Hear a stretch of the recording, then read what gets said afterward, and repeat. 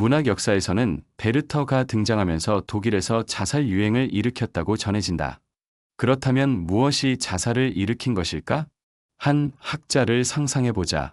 자살이 증가한 사실에 관심을 가진 그는 베르터의 첫 번째 판본을 정확한 실증적 과학의 방법으로 연구하기 시작한다. 그는 책을 정확하게 펼쳐서 가장 정확한 도구로 책을 측정하고 책의 페이지 수를 기록하며 종이와 인쇄 잉크의 화학 분석을 하고 각 페이지의 줄수, 글자 수, 구두점의 수를 셈한다. 결국 그는 베르터에서 A라는 글자가 몇 번 나오는지, B는 몇 번 나오는지, 물음표는 몇 번 나오는지 세는 등 모든 것을 측정한다. 마치 열렬한 무슬림들이 마호메트의 코란을 연구한 방법처럼 말이다. 그는 자신의 연구를 바탕으로 독일 알파벳의 A와 자살의 관계에 관한 논문을 쓴다고 상상해보라. 다른 사람을 상상해보자. 그는 미술사를 공부하면서 그것을 철저히 과학적인 방법으로 접근하려고 한다. 그는 유명한 화가들의 그림에 사용된 색의 분석을 통해 우리가 그림을 볼 때 느끼는 감정의 원인을 찾아내려고 한다. 다른 예로 시계를 공부하는 원시인을 상상해보자. 이 원시인은 아주 똑똑하고 교활한 사람이다. 그는 시계를 분해하고 모든 톱니바퀴와 나사를 셈한다. 각 톱니바퀴에 있는 톱니 수를 셈한다. 그는 시계를 완벽하게 이해한다고 생각하지만 그가 유일하게 모르는 것은 시계가 존재하는 이유이다. 그는 시침이 12시간을 돌면서 시간을 알려준다는 것을 모르고 있다. 이 모든 것이 실증주의이다.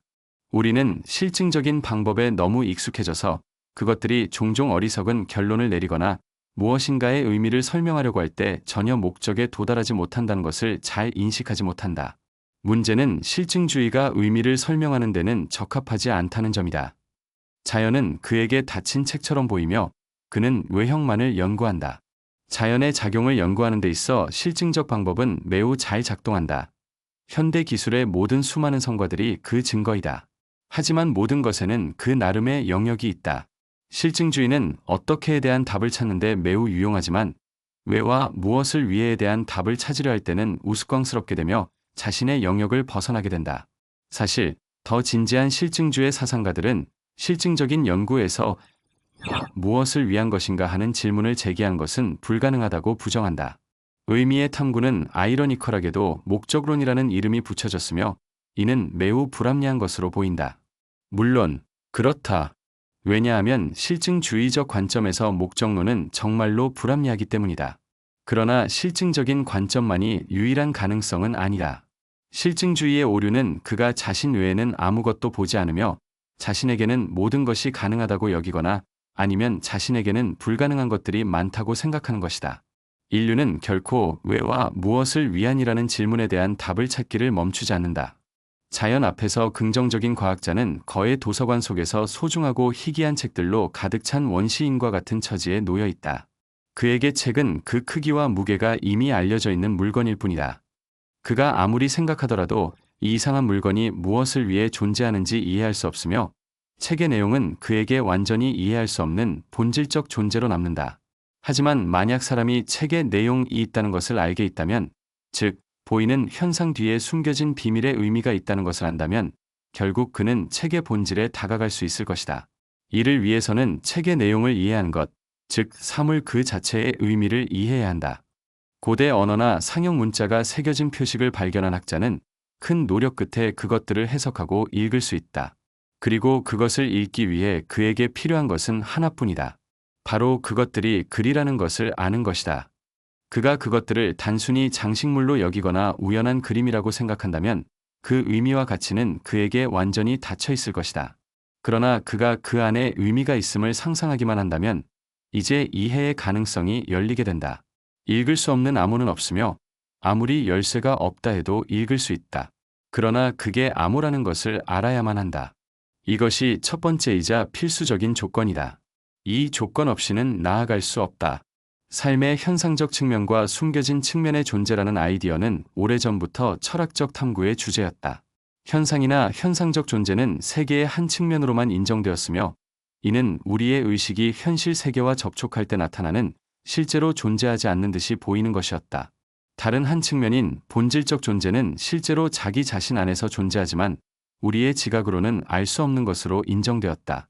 그러나 현상과 본질적 존재를 나누고 이를 서로 별개의 것으로 간주하며 하나가 다른 것 없이 독립적으로 존재하고 서로 다른 방식으로 알 수 있다고 보는 것만큼 큰 오류는 없다. 이것은 철학적 무지의 전형으로 특히 이원론적 영적 이론에서 두드러지게 나타난다. 현상과 본질적 존재의 구분은 오직 우리의 인식 속에만 존재한다. 현상적 세계는 우리가 세상에 대해 잘못 이해하고 있는 모습에 불과하다. 카를 듀프렐이 쓴 것처럼 초자연적 세계는 단지 특이하게 관찰된 현세의 세계일 뿐이다.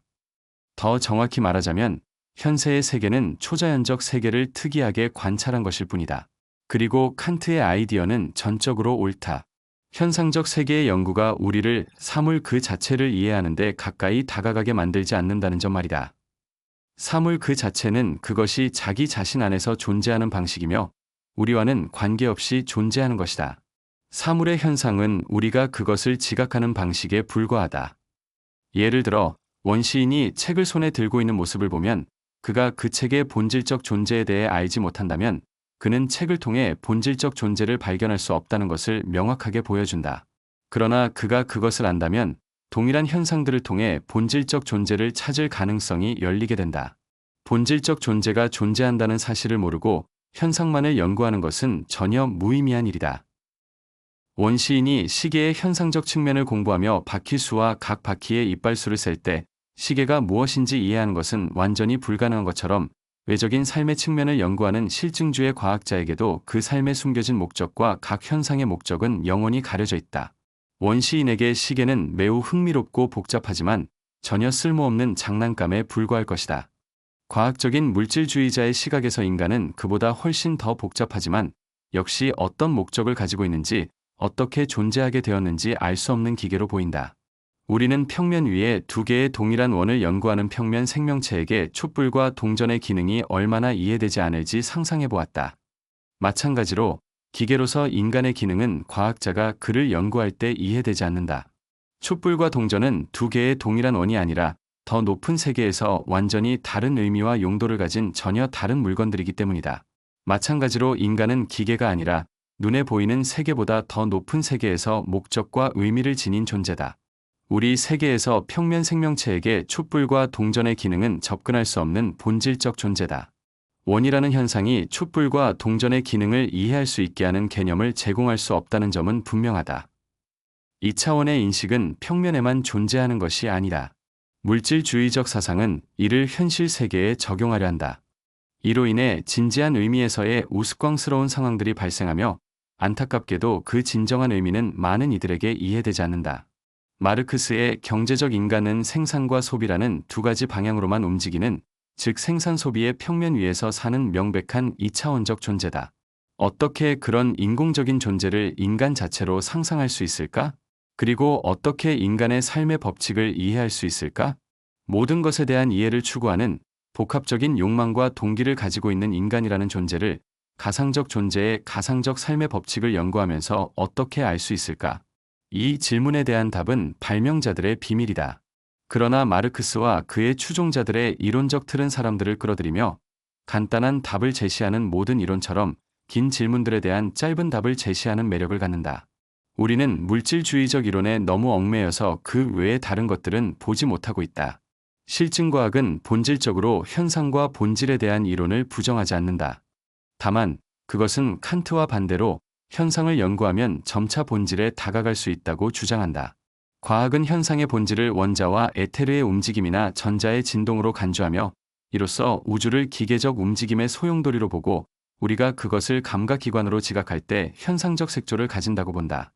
물질주의 또는 에너지주의는 삶과 의식의 현상이 단지 물리적 현상의 함수에 불과하며 물리적 현상 없이는 삶과 의식이 존재할 수 없고 이들이 바로 이러한 물리적 현상의 복잡한 조합에 불과하다고 주장한다. 물질주의는 의식의 현상이 살아있는 유기체에서 외부 자극이 굴절된 결과로 생성된다고 주장하며 모든 정신적이고 영적인 삶은 세포의 단순한 자극에 대한 반응으로부터 진화했다고 말한다. 즉, 세 가지 종류의 현상은 본질적으로 동일하며 더 높은 것, 즉 삶과 의식의 현상은 단지 더 낮은 것, 즉 운동의 현상들이 나타난 것에 불과하다고 주장한다. 이에 대해 반박할 수 있는 근거가 하나 있다. 만약 이것이 사실이라면 오래전에 그것은 증명되었을 것이라는 점이다. 물질주의 가설을 증명하는 것보다 쉬운 일은 없다. 기계적인 방법으로 삶이나 의식을 얻기만 하면 된다. 물질주의는 명백한 이론 중 하나로 증명 없이는 진실할 수 없다. 왜냐하면 그 안에 진리가 조금이라도 있다면 반드시 증명할 수 있기 때문이다. 그러나 물질주의에는 증거가 없다. 반대로 기계적 움직임에 비해 무한히 큰 잠재적 삶과 의식은 우리에게 완전히 반대되는 것을 말해준다. 우리는 물질주의가 그것이 주장하는 바와 같이 주관적인 이론에 불과하다는 것을 정당하게 말할 수 있다. 의식의 현상이 가진 방대한 해방적이고 풀어주는 힘의 사실 하나만으로도 우리는 숨겨진 세계에 관한 문제를 아주 현실적이고 확고하게 제기할 수 있다. 이 숨겨진 세계는 무의식적, 기계적 움직임의 세계일 수 없다. 물질주의는 더 높은 것을 더 낮은 것을 통해 설명할 가능성을 허용하고 보이지 않는 것을 보이는 것을 통해 설명할 가능성도 인정한다. 그러나 우리는 이미 처음에 말했듯이 하나의 알려지지 않은 것을 다른 알려지지 않은 것으로 설명할 수 없다고 했다. 알려진 것을 알려지지 않은 것으로 설명할 수 있는 근거는 더 적다. 그렇다면 물질주의가 더 높은 것을 설명하기 위해 사용하려는 더 낮은 것은 그것 자체로 알려지지 않은 것이다. 따라서 그것을 가지고 다른 어떤 것도 설명하거나 정의할 수 없다. 반면에 더 높은 것, 즉 사고는 우리가 유일하게 알고 있는 것이며 우리가 자신 안에서 인식하는 유일한 것, 그리고 우리가 그것에 대해 실수하거나 의심할 수 없는 것이다. 그리고 사고는 움직임을 일으키거나 풀어낼 수 있지만 움직임은 결코 사고를 일으키거나 풀어낼 수 없다는 점에서 우리는 더 높은 것을 통해 더 낮은 것을 설명하려고 해야 하며 더 낮은 것을 통해 더 높은 것을 설명하려 해서는 안 된다. 그리고 보이지 않는 것, 즉 책의 내용이나 시계의 목적은 그것을 설명하고 정의하는 데 있어 필수적인 역할을 한다. 본질적 존재의 기계적인 측면에 대한 잘못된 가정에 근거하여 현대 인류의 지식층 대부분의 세계관을 바탕으로 한 실증과학은 또 다른 오류를 범한다. 그것은 바로 원인과 결과의 법칙 또는 기능의 법칙을 고려할 때 무엇이 원인이고 무엇이 결과인지를 잘못 판단하는 오류를 범하고 있다는 것이다. 평면적이고 이차원적인 존재가 자신의 의식에 도달하는 모든 현상을 한 평면 위에 놓인 것처럼 보는 것처럼 실증주의 과학자는 모든 종류의 현상을 하나의 평면 위에서 해석하려고 한다. 즉, 모든 보이는 현상을 다른 보이는 현상의 결과로 그리고 그에 의해 필연적으로 일어나는 미래의 현상의 원인으로 설명하려고 한다. 다시 말해, 그는 원인과 기능의 관계에서 단지 표면에서 일어나는 현상들만을 고려한다. 즉, 보이는 세계나 보이는 세계의 현상만을 다루며 이 세계에 포함되지 않은 원인들이나 이 세계에서 벗어난 기능들이 있을 수 있다는 가능성을 인정하지 않는다. 이것은 세계의 생명과 의식의 현상이 없거나 생명과 의식의 현상이 정말로 운동의 현상에서 파생되며 그것들보다 훨씬 더 큰 숨겨진 힘을 가지지 않는다면 맞을 수 있다. 그렇다면 우리는 실증과학이 한 것처럼 현상들의 연쇄를 그들의 물리적 또는 보이는 순서대로만 다룰 수 있었을 것이다. 그러나 생명과 의식의 현상을 고려할 때 우리는 반드시 물리적 순서에서 생물학적 순서로, 즉 우리가 볼 수 없는 무언가를 포함하는 순서로 또는 심리학적 순서로 이어지는 현상들의 연쇄를 인정해야 한다. 그리고 이 순서는 생물학적, 심리학적 영역에서 다시 물리적 순서로 돌아갈 수 있다.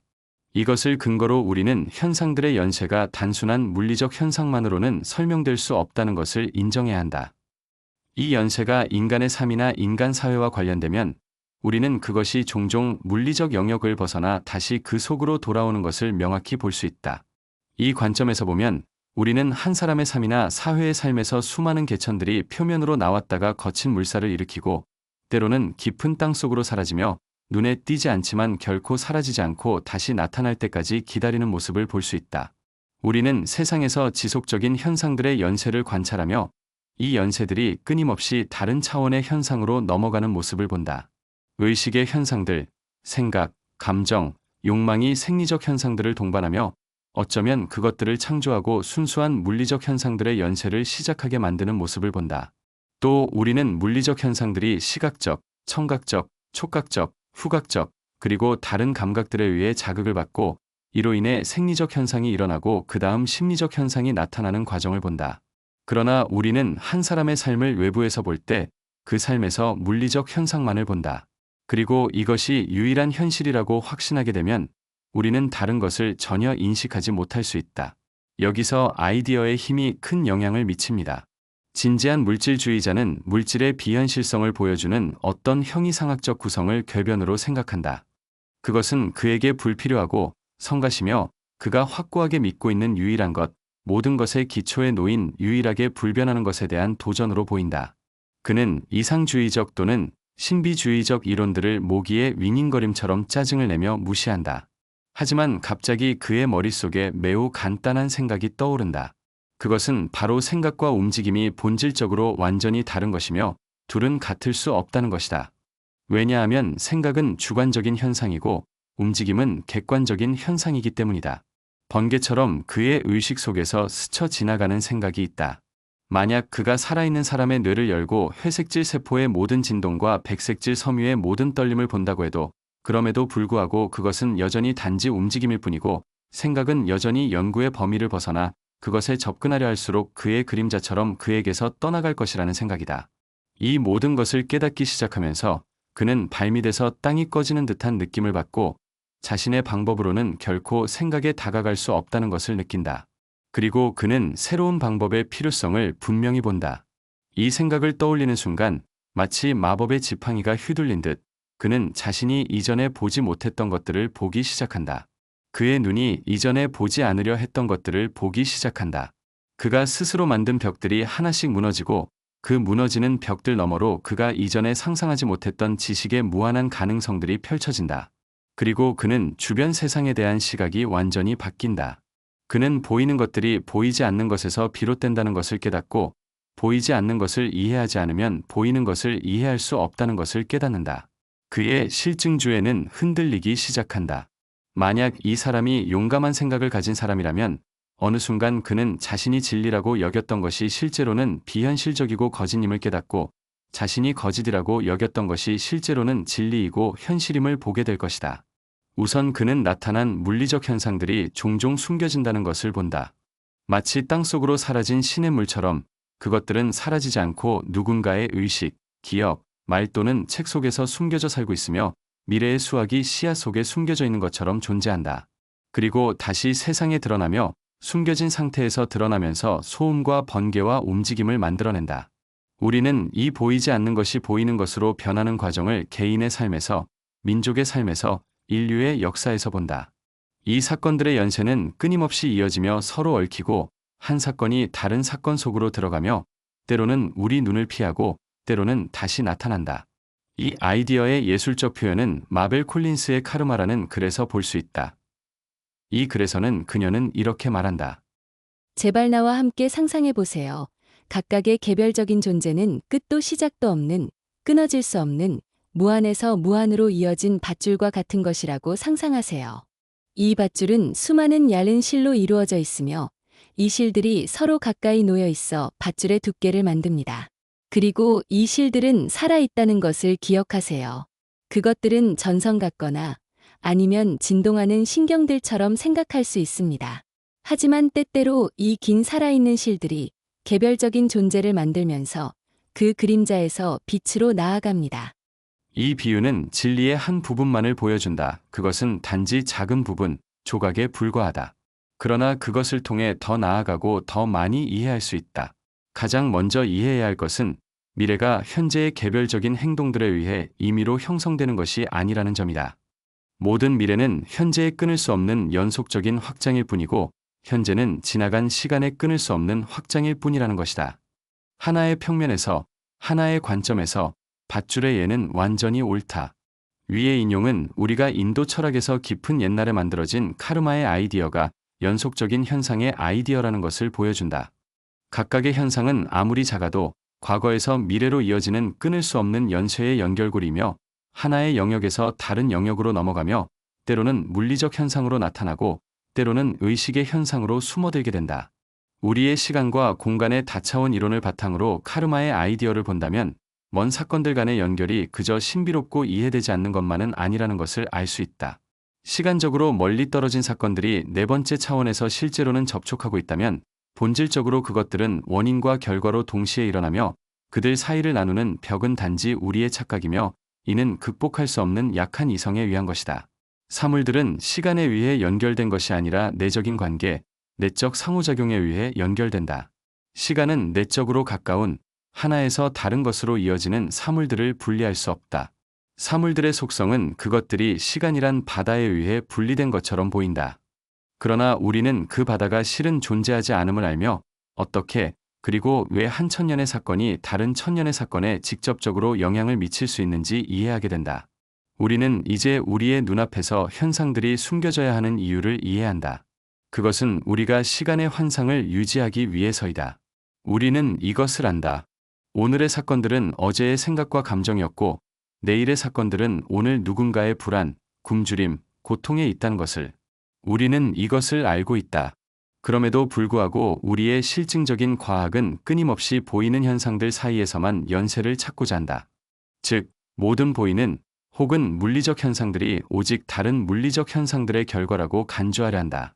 모든 것을 하나의 평면에서만 보고 그 평면 밖에 어떤 것도 인정하려 하지 않는 이 욕구는 우리의 삶에 대한 시각을 심하게 좁혀 그것을 완전히 파악할 수 없게 한다.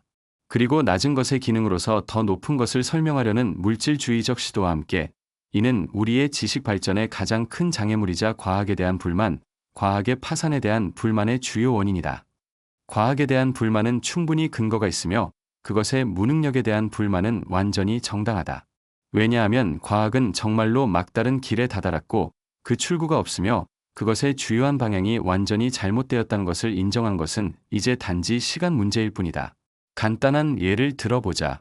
그 예에서 우리는 세 가지 종류의 현상이 서로 연결된 상황을 본다. 물리적 현상, 생명의 현상, 그리고 의식의 현상. 이제 물질주의 과학이 이들을 어떻게 다루는지 보자. 당신이 창문 앞에 서서 거리에 있는 사람이 다른 사람에게 리볼버로 총을 쏘는 장면을 보고 있다고 상상해보자. 이것은 명백히 멀리 떨어져 있던 당신이 알지 못하는 과거에서 시작되어 당신이 알지 못하는 미래로 이어지는 일련의 현상들이다. 그 현상들은 완전히 연결되어 있으며 끊어질 수 없다. 총소리는 그 일련의 현상에서 하나의 연결고리이다.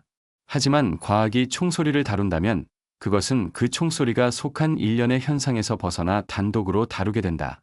그리고 만약 그 현상을 설명하려 한다면 과학은 이 현상을 물리적 현상들만으로 설명하려 할 것이다. 총소리는 끝없이 이어지는 현상들의 고리에서 하나의 연결고리일 뿐이다. 과학은 이것을 인정할 수 있다. 하지만 총소리를 다룰 때 과학은 그것을 반드시 끝이 있는 것으로 간주한다. 즉, 시작과 끝이 있는 것으로 본다. 왜냐하면 과학은 무한한 것들에 대해 다룰 수 있는 방법이나 수단이 없기 때문이다.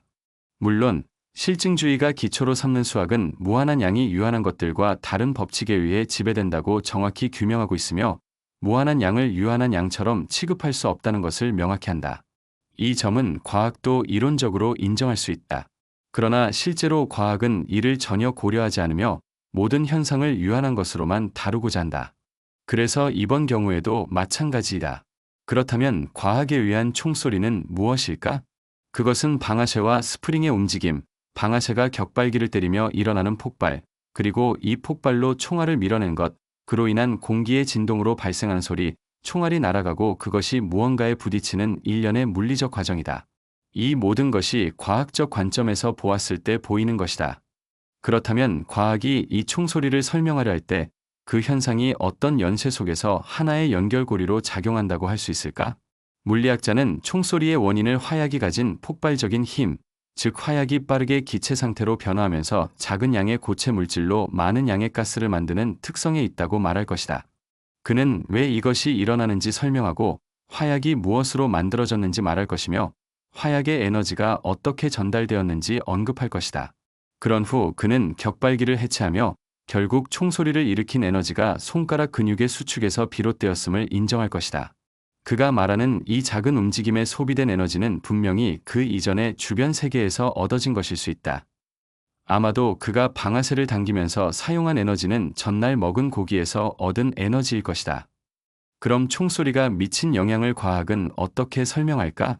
과학은 방출된 가스들이 공기를 흔들었고 총알에 가해진 힘이 다른 사람의 몸에서 살, 뼈, 혈관을 찢어버리는 과정이라고 말할 것이다. 이 모든 설명은 과학적인 방법으로 현상을 설명한 것일 뿐이다. 이제 이 총소리가 실제로 어떤 연쇄에서 하나의 고리로 작용하는지를 살펴보자.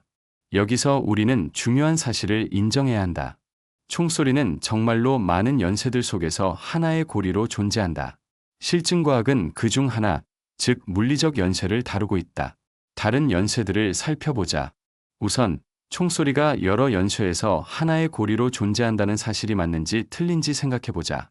과학이 다루는 물리적 연쇄는 원인 연쇄가 아니다. 즉, 이는 총소리가 발생하게 된 원인들을 나열한 연쇄가 아니다. 이것은 총소리가 발생할 수 있는 조건을 만든 수단들의 연쇄이다. 이것은 총소리에서 풀린 물리적 에너지가 축적된 연쇄이다. 하지만 이 에너지를 풀어낸 것은 전혀 다른 것이다. 이 에너지를 풀어낸 것은 총을 쏘는 사람의 마음 속에서 타오른 감정, 쏘겠다는 욕망, 쏘기로 결심한 의지였다. 총을 쏘겠다는 욕망과 결심은 의식의 현상이다. 그것들은 그 이전의 여러 가지 상황들에 의해 만들어졌다. 그리고 이들 이전의 상황들은 의식의 현상뿐만 아니라 물리적 현상들이 포함되어 있으며 그것들이 바로 총소리라는 현상을 만든 원인 연쇄를 이룬다. 즉, 총소리는 여러 가지 원인들이 얽혀 만들어낸 현상이다. 그것은 모든 숨겨진 에너지들을 풀어냈다. 총소리에서 의식에 숨겨진 현상들, 복수심, 분노, 증오, 두려움이 물리적 현상으로 드러났다. 지하에서 나온 시냇물이 밖으로 튀어나왔다. 확실히 총소리는 수많은 사건들의 연쇄에서 하나의 고리이다. 그것은 음모의 결과일 수 있고 열정과 질투에서 비롯되었을 수도 있다. 그것은 자기 방어를 위한 총격일 수도 있고 다른 사람을 보호하기 위한 것일 수도 있다. 그것은 의무감에서 비롯된 것일 수도 있으며 개인적인 감정들이 이끌었을 수도 있다. 어쨌든 총소리는 과거에 그 역사를 가지고 있었고 미래에도 그 역사를 가질 것이다. 총소리 뒤에는 직접적이고 즉각적인 결과들이 따른다. 다른 사람에게 입힌 상처, 고통, 죽음, 유가족들의 슬픔, 그들의 분노, 총을 쏜 사람의 체포, 신문, 수사, 재판 등 이 모든 것은 총소리를 고리로 한 사건들의 연쇄이다. 우리가 이 연쇄들 밖에서 총소리를 다룬다면 우리는 총소리가 무엇인지를 결코 이해할 수 없을 것이다. 자신을 실질적이고 정확한 과학이라 생각하는 실증과학은 사실 현실 세계와는 아무 관계도 없는 전혀 인위적이고 환상적인 세계를 연구하고 있다. 실제 세계에는 아무것도 따로 떨어져 있는 것이 없다. 모든 것은 연결되어 있다. 끝이 없고 끝났으며 정의된 것이 없다. 과학은 총소리를 연구하면서 그것을 하나의 개념으로 다룬다. 즉, 모든 총소리들의 일반적인 속성만을 다룬다. 하지만 실제 세계에는 총소리라는 개념이 존재하지 않는다. 논리적인 개념으로서의 총소리는 단지 사고의 편의를 위한 인위적인 무언일 뿐이다. 그것을 현실로 간주하여 연구한 것은 물질주의의 죄를 범한 것이다. 즉, 거짓을 진리로 받아들이는 것이다. 실제로 각각의 총소리는 자신만의 고유한 원인 연쇄들의 조합에서 나온 하나의 고리일 뿐이다.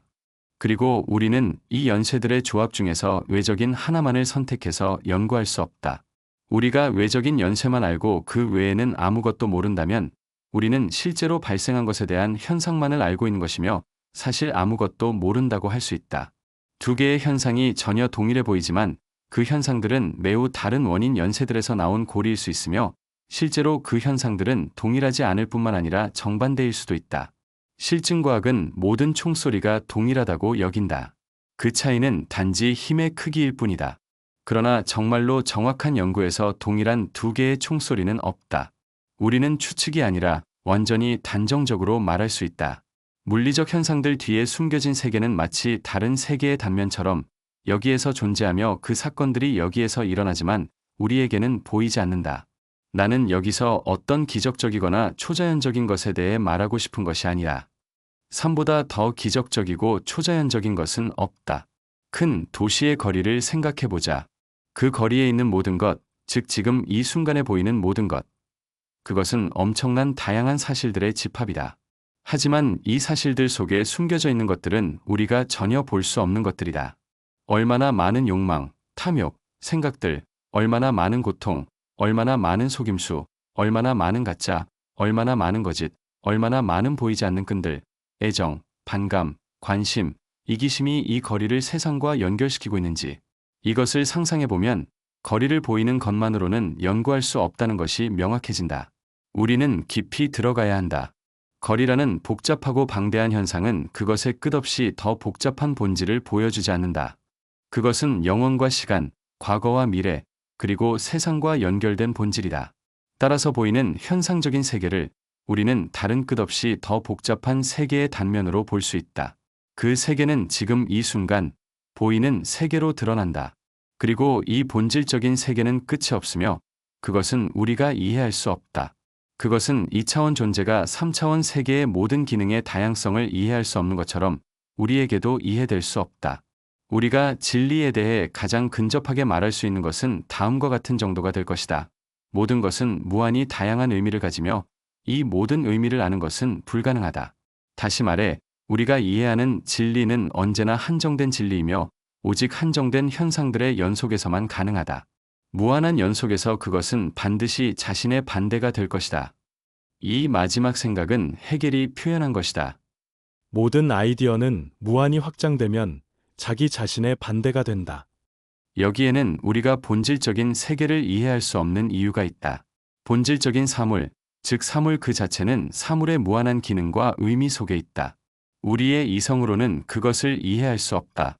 또한 사물의 의미가 변하는 것에도 그 이유가 있다. 하나의 의미에서 사물은 그것의 많은 부분을 포함하는 거대한 전체이지만 다른 의미에서는 그것은 큰 전체에서 아주 작은 부분에 불과하다. 우리의 이성은 이를 하나로 결합할 수 없다. 그래서 사물의 본질은 우리가 인식할수록 우리에게서 물러나간다. 그것은 마치 그림자가 우리 앞에서 움직이는 것과 같다. 길 위의 빛에서 마벨 콜린스는 말한다. 당신은 빛 속에 들어갈 수 있지만 결코 불꽃을 만질 수 없다. 이는 모든 지식이 조건적이라는 것을 의미한다. 우리는 한 가지 주어진 사물의 모든 의미를 포괄할 수 없다. 왜냐하면 모든 의미를 포괄하려면 그 모든 의미를 가진 세상 전체를 포괄해야 하기 때문이다. 현상의 세계와 본질의 세계의 주요한 차이점은 첫 번째는 항상 제한적이고 항상 유한하며 우리가 현상으로서 알 수 있는 이 사물의 특성만을 포함한다는 것이다. 반면에 두 번째인 본질적인 세계는 항상 무한하고 항상 끝이 없다. 우리는 결코 이 사물의 숨겨진 기능과 숨겨진 의미가 어디에서 끝나는지 말할 수 없다. 아마도 그것들은 어디에서도 끝나지 않을 것이다. 그것들은 끝없이 변할 수 있으며, 즉 새롭고 다양한 시각에서 항상 새로운 것처럼 보일 수 있지만 그것들은 사라지지 않으며 끝날 수 없고 멈출 수 없다. 우리가 현상의 의미, 가치, 영혼을 이해함에 있어서 도달할 수 있는 최고의 이해는 다른 더 높은 시점에서 더 넓은 일반화를 통해 다시 다른 의미를 갖게 된다. 그리고 그것의 끝은 없다. 이것이 무한의 위대함과 공포이다. 이와 동시에 우리는 우리가 아는 세계가 무엇인가 고정된 것을 나타내지 않는다는 점을 기억해야 한다. 우리의 인식 방식의 아주 작은 변화만으로도 세계는 변해야 한다. 우리가 완전히 분리된 것으로 보이는 현상들은 그곳에서 하나의 전체의 일부로 보일 수 있다. 우리가 완전히 동일하다고 생각하는 현상들은 그곳에서 완전히 다른 것처럼 보일 수 있다.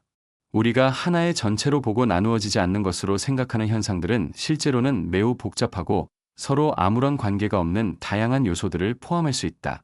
그리고 그것들은 우리에게는 전혀 이해되지 않는 카테고리일 수 있다. 여기서 그곳은 다른 장소를 의미하는 것이 아니라 다른 인식의 방식, 다른 시각을 의미한다. 우리는 현상을 개별적인 현상으로 보지 않고 그 현상 속에 얽혀 있는 모든 연세들을 함께 고려하며 그곳에서 바라보게 될 때 그것을 다르게 보게 될 것이다.